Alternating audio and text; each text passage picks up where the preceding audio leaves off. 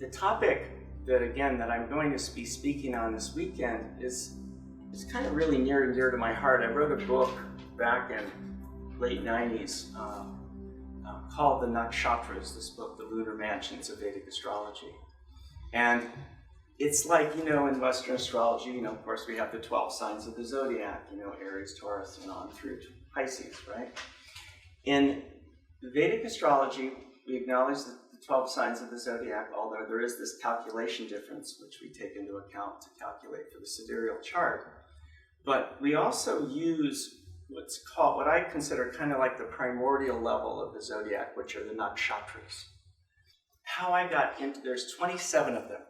They're divided into 13 degree and 20-minute segments. So if you multiply 13 degrees in the third times 27, you'll get the 360 degrees of the zodiac. The nakshatras, I feel, was the original zodiac. And then the 12 signs got kind of put on it later. Because if you read, one of the things that we'll be exploring with each of these 27 lunar mansions, because basically the moon resides in about one every 25 hours on average, these nakshatras, each of them have deities associated with them. And so there's a particular, like the first nakshatra is the Ashwins, which are connected with these divine healers, which is the first 13 degrees and 20 minutes of Aries. And so the idea is that the deities of all the nakshatras are listed actually in the Rig Veda. They're not listed in order until the Ayurveda and the Tarva Veda, which came later. But the deities are mentioned, and there's 3 nakshatras that are actually mentioned by name.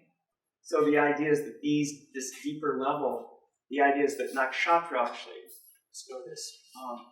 Nakshatra actually means, let's see this, let me get out of the way. Nakshatra actually means to guard or protect.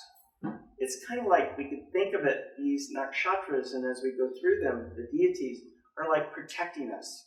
They're actually particularly protecting us now during kind of times of calamity on the planet.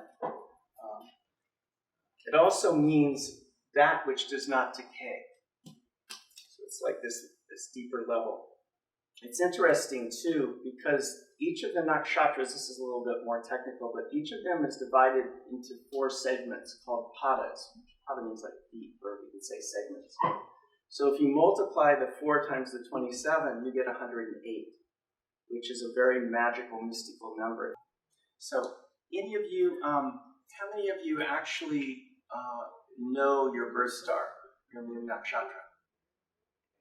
About half the group. Okay. So, again, the moon is the most important of the positions of the planets in the nakshatras, and so wherever your moon is placed, that is considered your birth star. So, by the end of the weekend, actually even the end of the evening, you have to memorize all 27 of these. Actually, there's a story some teachers in India, and Mantraji, I guess, was much more strict than this, what Andre was telling me. But in India, one of the things is some of the teachers will not take you on as a student until you know and recite the 27 nakshatras. Because then they know that you're kind of somewhat serious about stuff. Maybe what we'll do is I'll just take you through one, because a lot of you have your energy that's connected. I mentioned that the list of these actually show up in the later Vedas. The Babylonians did have a system of them, as well as the Chinese and the Persians developed lunar mansion systems later. I'm going to go just to focus on the first one. If you have your Vedic chart, the first 13 degrees and 20 minutes of Aries is the nakshatra called Ashwini. Well, a couple of things that are connected with this very first nakshatra, Ashwini, which is the first, again, 13 degrees and 20 minutes of Aries, is that there's a story, sacred story, and you may be telling this, Shankari, during your teaching, but the sun, Surya, was basically is exalted in this particular nakshatra. And there's a story of Surya where he was married, his wife was named Sanja, which means like consciousness.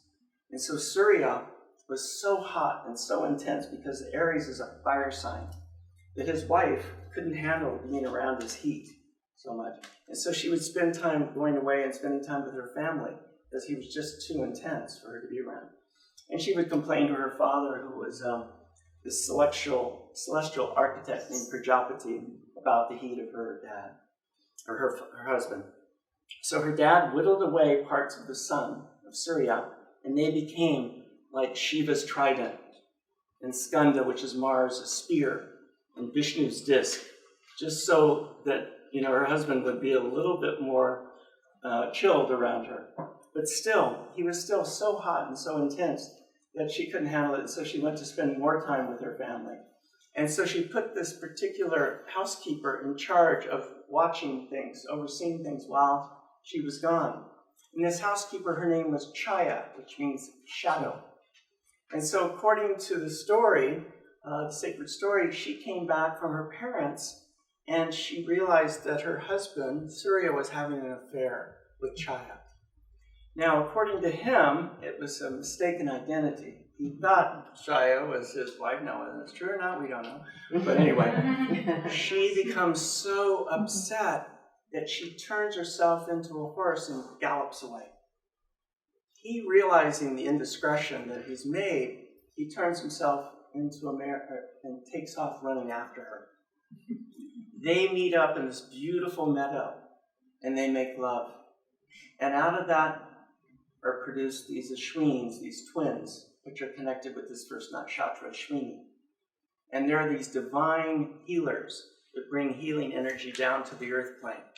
So, we were talking about Leslie, I got a great treatment from her in Andrea today, so I know how divine your healing gifts are.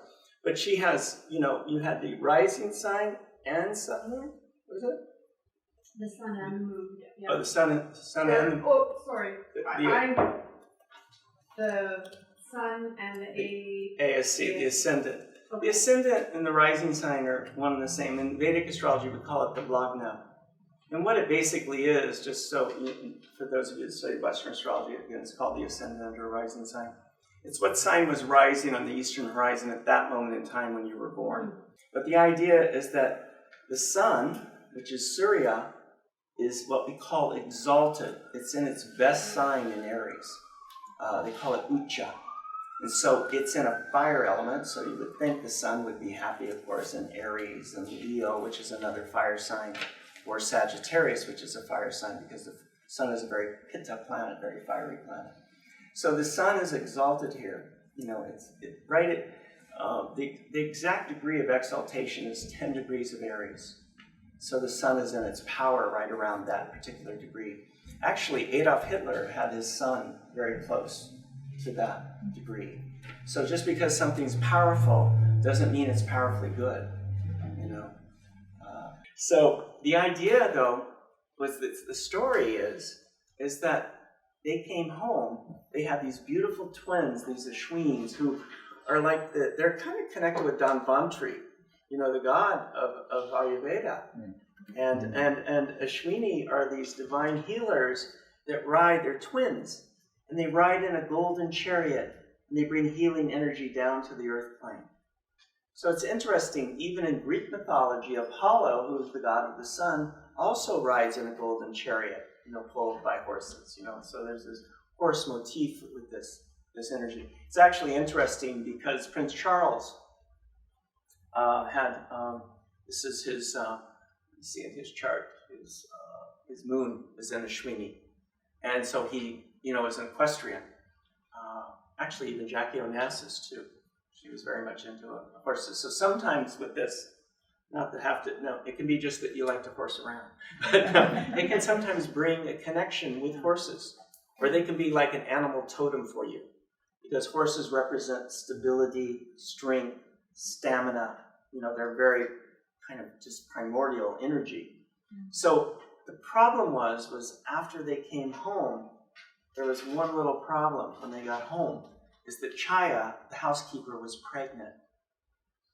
And she had a baby, and that baby was named Shani, or Saturn. So we could say that out of the shadow, Shani was born. But Sun, Surya, was the father. But this was his illegitimate child. And so in Vedic astrology, the Sun and Saturn are considered somewhat inimical to each other. In the Vedic astrology, there's like two planet camps, basically. You know, you're probably real familiar with this, where the Sun and Mars and Moon and Jupiter, they're kind of generally friends to each other. They belong to one planet camp, so they enjoy each other.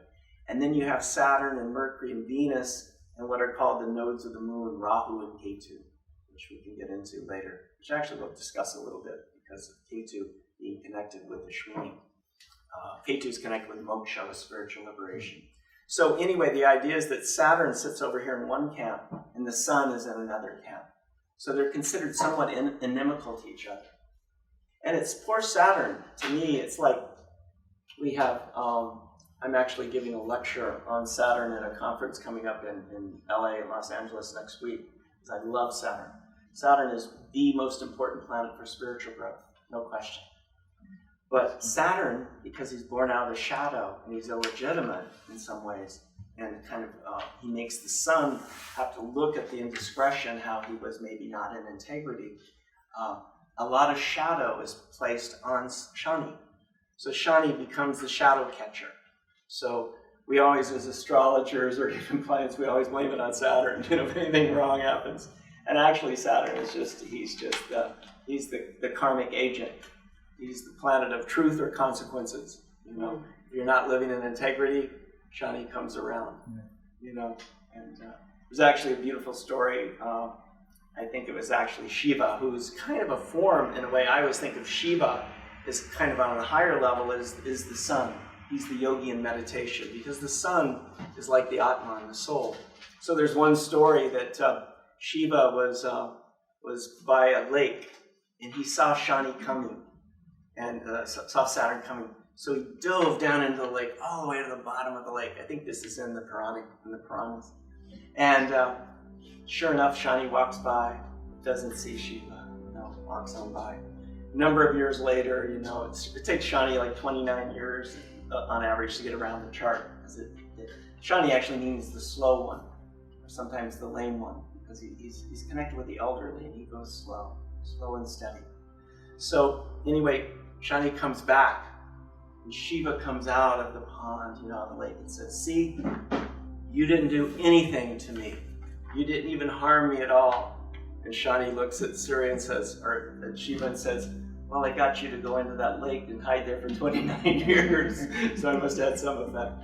So the idea of these planetary stories, they kind of tell, why there's these inimical things going on.